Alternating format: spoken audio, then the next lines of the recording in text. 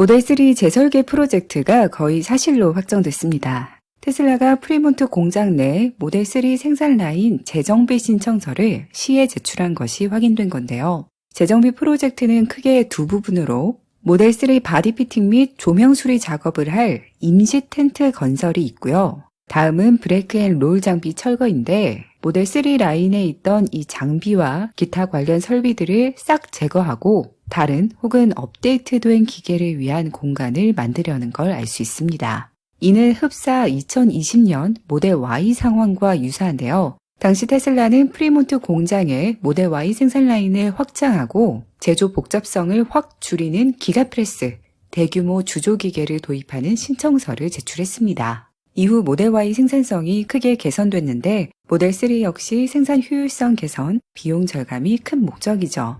그러나 이번에는 소비자가 원하는 요소들, 외관, 성능 등에도 변화를 줄 것이라고 알려져 있습니다. 새로운 모델 3의 생산 시기는 내년 3분기쯤이라고 하는데 타임라인을 보면 다소 정확한 것 같네요.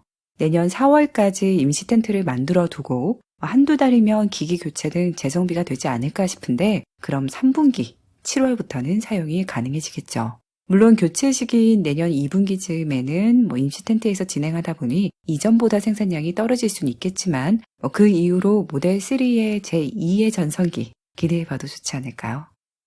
어제 중국 및 유럽 몇 개국의 11월 테슬라 판매량에 대한 소식 전해드렸는데요. 추가적으로 새로운 데이터들이 나왔습니다. 먼저 11월 역대 최고 월 판매량을 달성한 중국. 12월 첫째 주에도 긍정적인 흐름 이어간 듯합니다. 중국 신차 보험 등록에 따르면 12월 첫 주 동안 테슬라는 11,670대가 등록된 것으로 추정되는데 이 수치는 11월 넷째 주보다 줄어든 것이긴 하지만 11월 첫째 주보다 향상된 것입니다.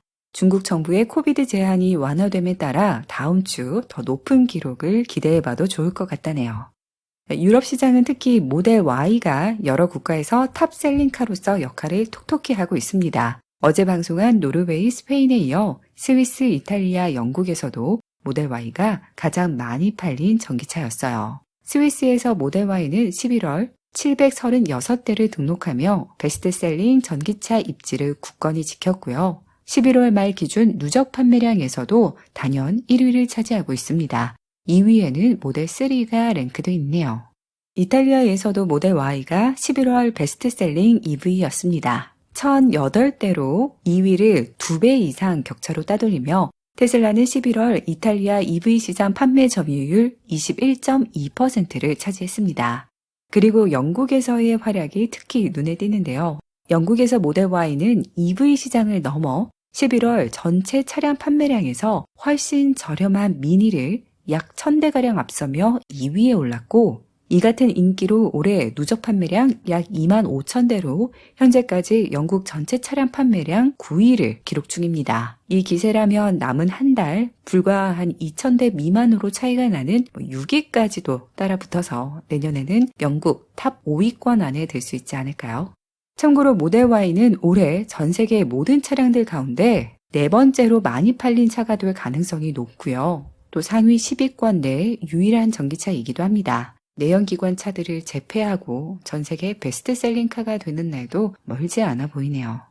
이 같은 모델 Y의 유럽 시장 확대는 단연코 기가베를린에 있습니다. 그런데 익명을 요청한 기가베를린 직원에 따르면 현재 기가베를린 상황이 혼돈 그 자체라고 하네요. 잘 나가다가 갑자기 찬물을 끼얹는 것 같지만 그에 따르면 인력을 구하기 어려운 상황에 기존 직원들의 높은 결급 문제가 있다고 합니다. 일리가 있어 보이는 게 기가베를린의 근로자 10%가 독일 외의 국가, 특히 폴란드에서 채용되어 왔다고 하네요.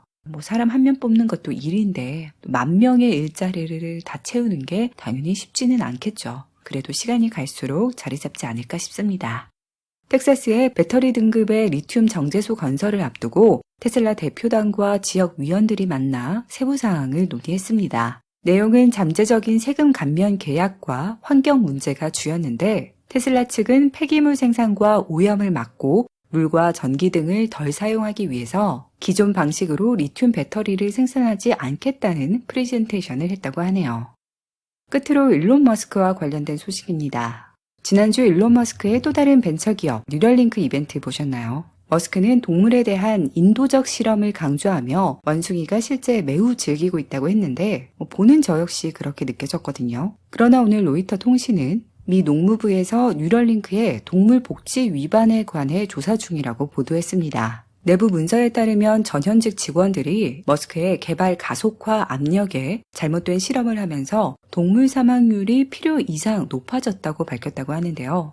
일단 어제 중국 12월 생산 감축설 등 이제까지 잘못된 보도를 많이 한 곳이 로이터라 확신할 수는 없지만 여하튼 이런 상황이라고 합니다.